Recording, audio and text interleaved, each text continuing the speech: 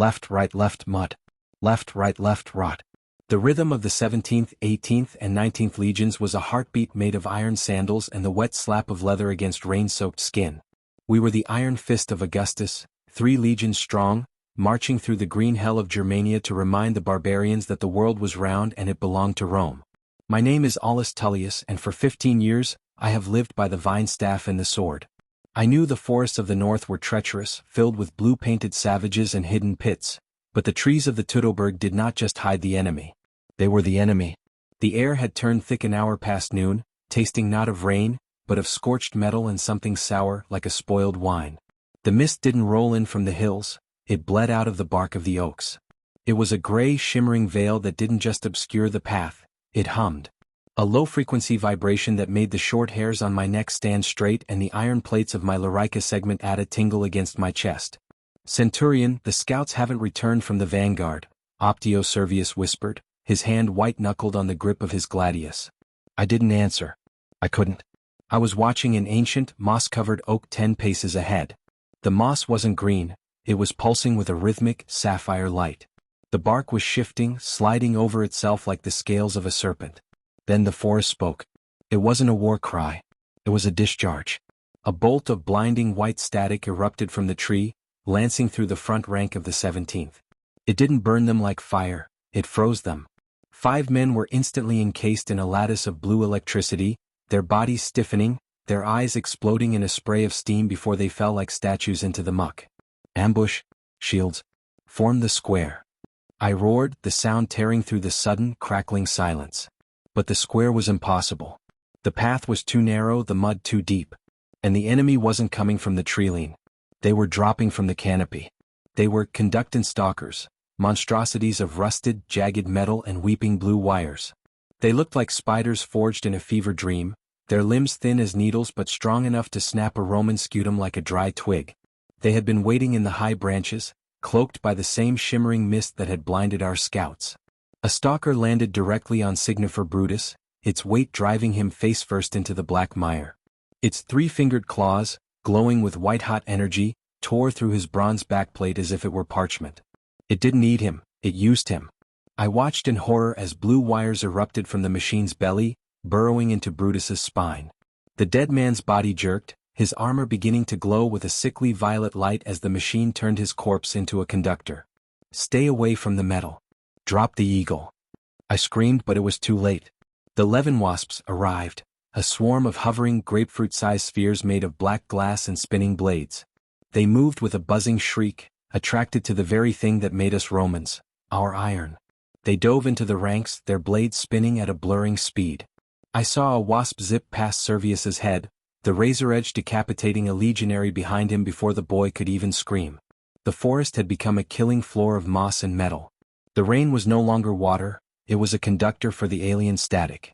Every time a legionary raised his sword, a bolt of blue lightning would leap from the nearest tree, grounding itself through his heart. Maximus. To me. I yelled, spotting a young decurion trying to rally a handful of men behind a fallen carriage. We were being butchered. The 3 legions, the pride of the Rhine, were being disassembled by a foe that didn't know the meaning of the word mercy. I saw General Varus in the distance, his horse's head missing, his red cape tattered.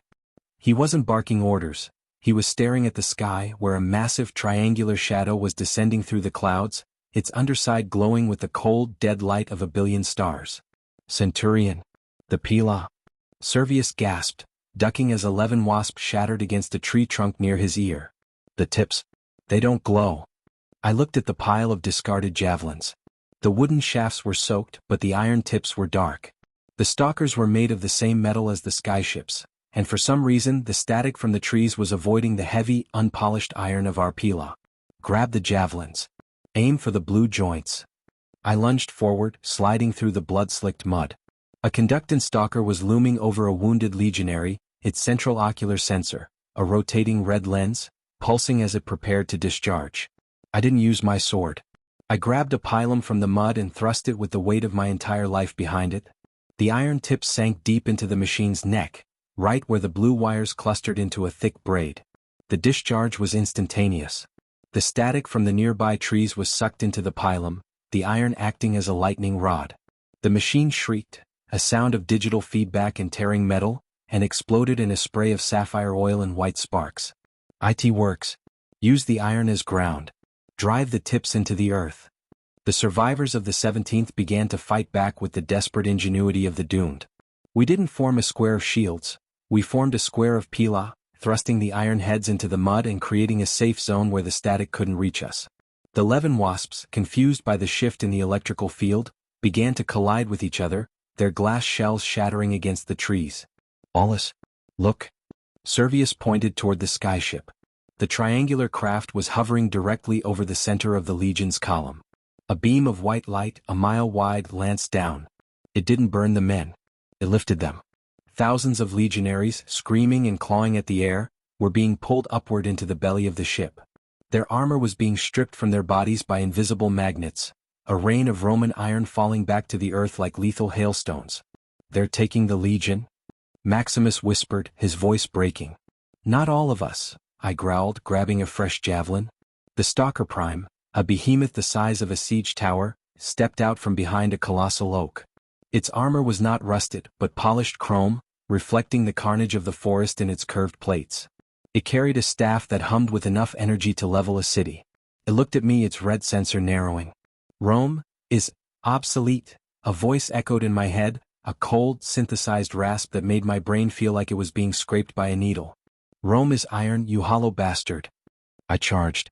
I didn't care about the mud or the rain. I ran toward the Prime, dodging a swipe of its massive claw that turned a nearby boulder into dust. I used a fallen horse as a springboard, launching myself into the air. The Prime raised its staff, a ball of white fire gathering at the tip. I didn't throw the pylon. I jammed it into the Prime's central sensor as I crashed into its chest. The world went white. A massive surge of energy traveled through the iron, through my arms, and into the very earth. I felt my bones vibrate, my teeth crack, and the smell of my own hair burning filled my nostrils. But the Prime was dying. The white fire in its staff backfired, the energy channeled through the iron rod into its own internal processors. The machine buckled. Its chrome plates cracked, and a geyser of blue fluid erupted from its chest, drenching me in the cold, stinging blood of the stars. The Prime let out one final, agonizing shriek before its core detonated. The shockwave threw me 50 feet into the darkness of the deep woods. I hit the ground hard, my vision swimming, my body a map of burns and bruises. I lay there for a long time, listening to the sound of the rain. The humming had stopped. The screaming had faded into a low, mournful moan. I pulled myself up, leaning against a tree that was no longer glowing. The Teutoburg forest was silent again. The skyship was gone, leaving only a massive, scorched circle in the canopy where the clouds had been burned away. The 3 legions were gone. The general was gone. The eagle was lost. I looked around the clearing. I was alone. The mud was littered with empty armor and broken wood. The alien machines were inert heaps of metal, already being reclaimed by the moss and the rot of the forest. I didn't weep. A Roman doesn't weep for the inevitable. I found my gladius in the muck, the blade notched but unbroken. I sheathed it and began to walk. Not toward the Rhine. Not toward the safety of the forts. I walked deeper into the green, into the heart of Germania, where the survivors of the 9th and the 17th would be hiding in the shadows. The forest had taken our iron, but it hadn't taken our spirit. We were the ghosts of the Teutoburg now, the men who had seen the stars blink and survived to tell the tale to the mud. The rain continues to fall, washing the blue ichor into the roots of the oaks. The metal is silent, the moss is growing, and the Iron Age has met the end of the world. I am Aulus Tullius, and I am the only thing left of the empire in this godless wood. The trees stand tall, their secrets buried in the rot. The stars are distant and cold, and the earth is heavy with the weight of the fallen. I vanish into the mist, a shadow among shadows, while the forest closes its eyes and waits for the next age to begin. The mud is deep. The iron is gone. The forest is whole.